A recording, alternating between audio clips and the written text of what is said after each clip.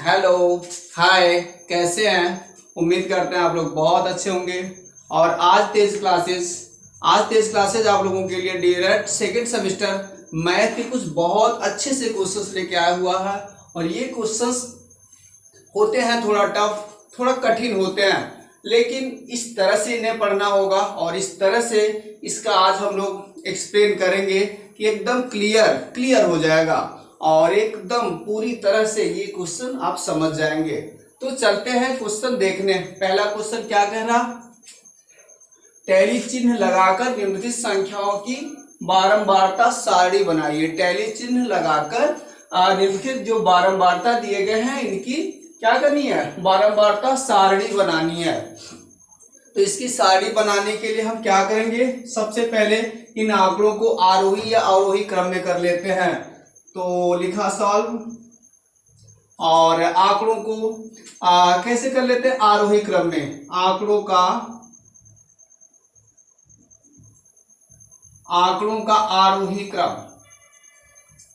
आरोही क्रम में लिख लेते हैं। तो क्या बन जाएगा इनका? सबसे छोटा कौन सा होगा? सबसे छोटा पड़ जाएगा इसमें 12 हो गया। फिर 12 कितनी बार है? 2 बार यहाँ पे 12 पड़ेगा। फिर 12 के बाद 13 हो गया। इसके बाद यहाँ पे भी 13 है। 13 2 बार है यहाँ पे। अच्छा, और फिर 14 कितनी बार है? 14 केवल 1 बार है, 1 बार लिख दिया। और इसके बाद 15 कितनी बार है? 1 बार। फिर 1 बार यहाँ, फिर 1 बार यहाँ, फिर 1 बार यहाँ।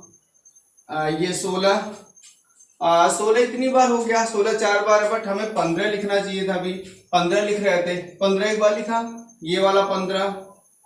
फिर अगला 2 15 लिख दिया। इसके बाद से 15 कहाँ पे? यहाँ पे है। 15 3 बार पड़ रहा। 15 3 बार। 16 कितनी बार? 1 बार। और यहाँ 2 बार। और 16 कितनी बार है? 2 बार हो गया, तीसरी बार। और फिर यहाँ लास्ट में यहाँ पे 16 यहाँ पे है। तो देख लेते हैं जितने भी पद हैं उन सभी पदों को हमने लिख लिया है कि नहीं।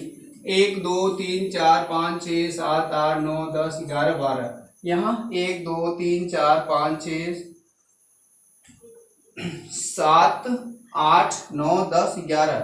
एक छूट रहा है। 15 कितनी बार है? 15 तो 3 बार है ही। 15 तो 3 बार है ही। आप देख लेते हैं 1 2 3 4 5 6 7 8 9 10 11। और कौन सी नंबर छूट रही है यहाँ पे? हमने क्या कर लिया? 13 कितनी बार है? 13 तो 2 बार है। 13 2 बार है, 14 छूट रहा है। 14 छूट रहा है। तो थोड़ा सा इसे आगे कर लेते हैं और क्या कर लेते हैं? यहाँ पे 14 बना लेते हैं। 14 बना लिया और यहाँ पे 12 2 बार कर लिया। यहाँ पे 13 करना होगा। 13 2 बार है और 12 भी 2 बार है। तो इस तरह से ये बन जा रहा। अब पूरी तरह से कंप्लीट हो गए। 1 2 3 4 5 6 7 8 9 10 11 12। और यहाँ पर भी 1 2 3 4 5 6 7 8 9 10 11 12 कंप्लीट हो गया। तो इस तरह से हमने पहले ये जो आंकड़े दिए गए हैं इन आंकड़ों को आरोही या अवरोही क्रम में ऐसे सीधे सीधे लिख लिया। अब इसके बाद से हम पेंसिल और पटरी की सहायता से ऐसे बना लेंगे एक आंकड़ा, जिसमें टेबल बना लेते हैं, जिसमें हम पहले वर्ग अंतराल को लिखते हैं, फिर बारंबारता लिखते हैं, फिर टैली चिन्ह लिखते हैं। वर्ग अंतराल क्या होता है? वर्ग अंतराल में हम वो चीजें लिखते हैं कि जैसे हमारे आंकड़े हैं किस रेंज में आ रहे हैं, उस रेंज के अकॉर्डिंग संख्या में लिखते हैं। जैसे हम देख रहे हैं 12 13 14 ऐसा लिखा हुआ, 15 फिर 15, मतलब एक रेंज है 12 से 15 के बीच और अगला रेंज है 15 से 20 के बीच। तो इस तरह से यही बढ़िया पड़ेगा हमें वर्ग अंतराल करना, 10 से लेके 15 तक और फिर 15 से लेके 20 तक। इसी में सारी संख्या आ जाएंगी।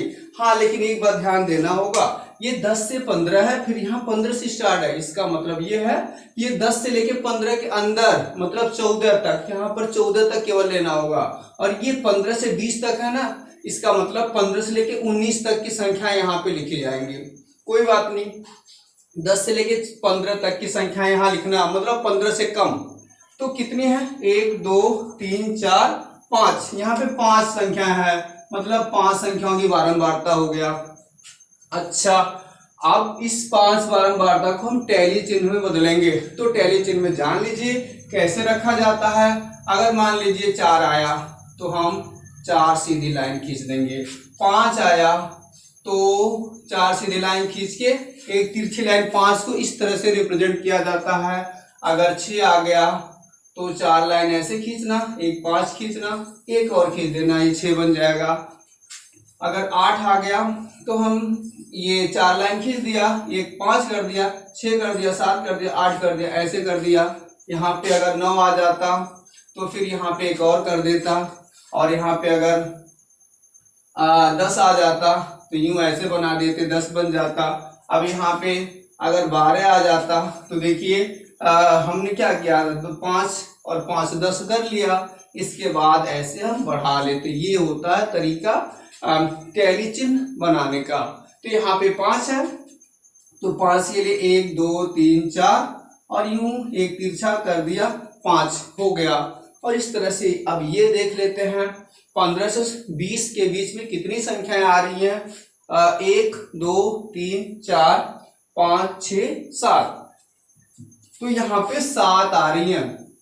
वैसे हमें 19 तक ही लेना था, 20 तक काउंटिंग नहीं करनी थी, लेकिन हमें 19 तक भी संख्या नहीं है, 16 तक भी संख्या, मतलब 17 तक भी संख्या नहीं है, केवल 15 और 16 है ही, तो इसलिए इसे लिया।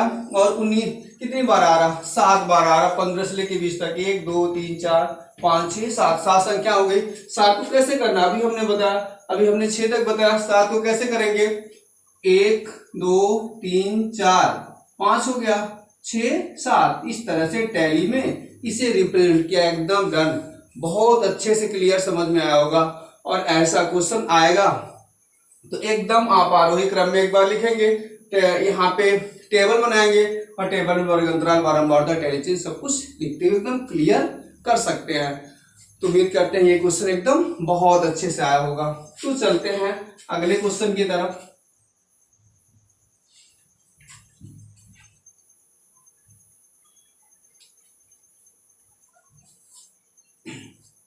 अगला क्वेश्चन क्या कह रहा, सबसे छोटी पूर्ण संख्या लिखिए। सबसे छोटी पूर्ण संख्या लिखिए, एकदम बहुत ही आसान, बहुत ही आसान।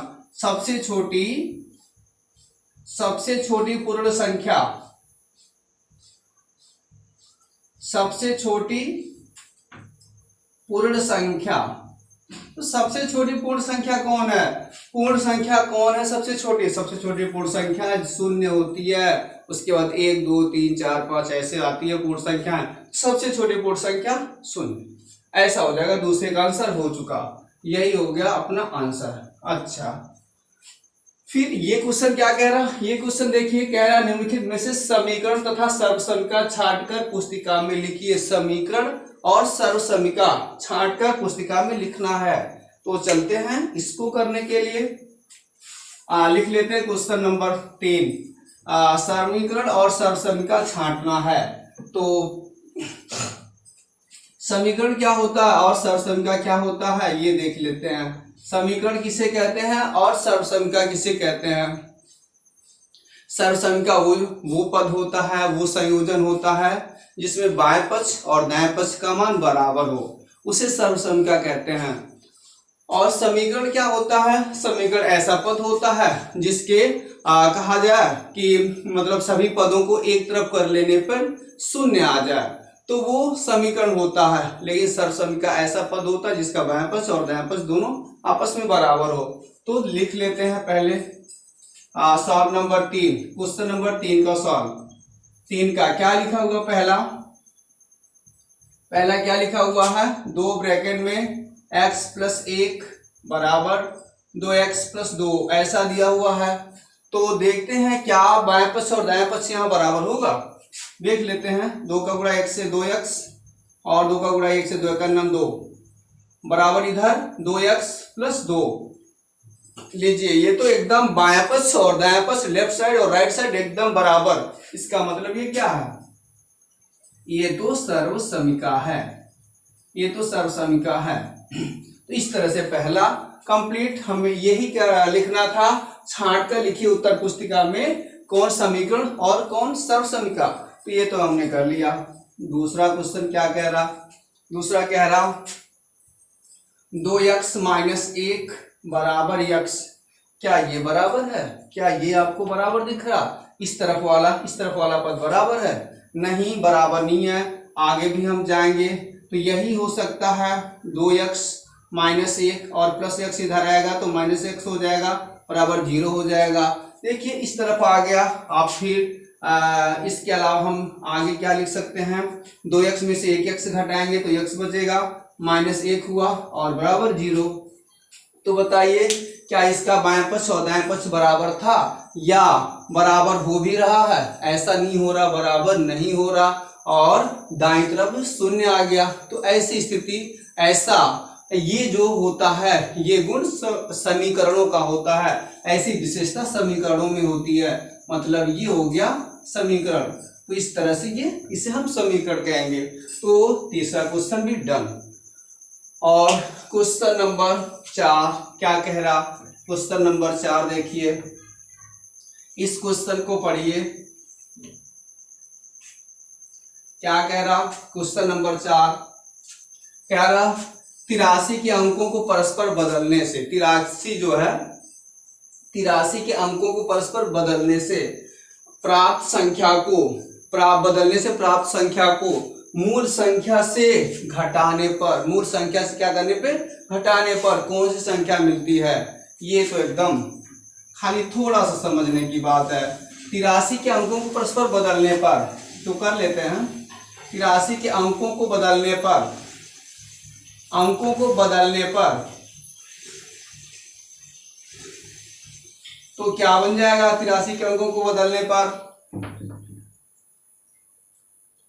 83 के अंकों को बदलेंगे आप तो हो जाएगा 38। फिर क्या कह रहा, अंकों को बदलने पर प्राप्त संख्या को मूल संख्या से, मतलब मूल यही है, मूल संख्या से घटाने पर प्राप्त संख्या, कौन सी संख्या मिलती है? मतलब आता है 38 को, प्राप्त संख्या को मूल संख्या, इससे 38 को 83 से घटाने पर प्राप्त संख्या क्या बनेगा? ये आपका ये कितना है? 83 है। 83 में से 38 को घटा दीजिए, 83 में से 38 को घटा दीजिए, क्या बच रहा बताइए? ये 13 में से 5 जाए, 8 है, ये 13 में से 8 जाए, 5 बचेगा। और यहाँ 7 है, 7 में से 3 जाए, 3 घटाएंगे तो 4 बचेगा। इस तरह से बताइए ये प्राप्त हो जाएगा, 45 हमें प्राप्त हो जाएगी। और हाँ, अगर 45 और 38 आप जोड़ेंगे तो इसके बराबर हो भी जाएगा, और इस तरह से तभी सही होगा। तो अंकों को बदलने से जो प्राप्त संख्या होगी कौन सी होगी? 45। तो उम्मीद करते हैं आज का वीडियो आपको एकदम क्लियर समझ में आया होगा। प्लीज़ चैनल को सब्सक्राइब करें और वीडियो को लाइक करें। वीडियो कैसा लगा इसका एक छोटा सा कमेंट भी लिखें। तो आज के लिए बस इतना। Thank for watching. जय हिंद।